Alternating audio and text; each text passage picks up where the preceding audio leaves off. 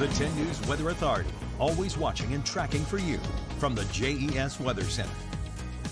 Good afternoon, everyone. Time now 12:16. Here is a live look at the Roanoke-Blacksburg Regional Airport Skycam showing partly cloudy skies out in the distance.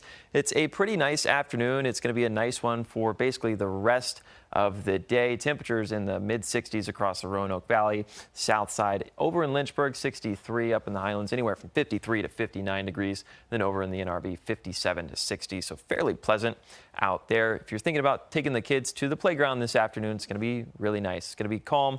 The humidity is a little bit on the lower side, so just be careful of some of the static that may be developing on some of the slides. But other than that, pretty nice day. 68 degrees by 5 p.m. and that's about as warm as we get here in Roanoke, maxing out at about 69 degrees. Across parts of South Side, South Boston, Martinsville, both at 70 degrees. Danville, 71. Pulaski, 69. Hillsville, 65. And Covington at 69 as well.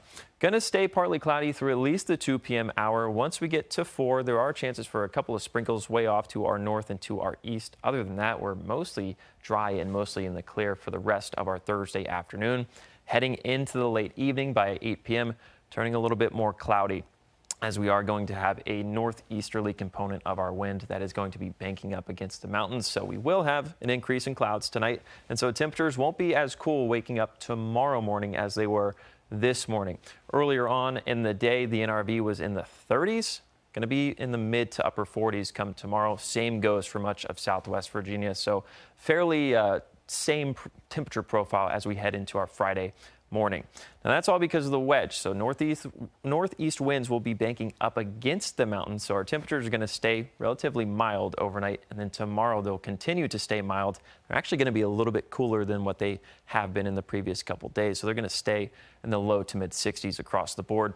Going to be cloudy out there. Going to have a couple of showers. So let's time it all out for you. Once we get into tomorrow, this is about noon or so. We see this front approaching. Then once we get to about 6-7 p.m., there is a shot for some isolated showers building in. High pressure tries to keep us mostly clear as that northeasterly wind tries to bank some of the winds up against the mountains. But what that does is it causes convergence. So we get a little bit of rising motion. So we'll see a couple of showers as we head into our Friday night and into Saturday morning.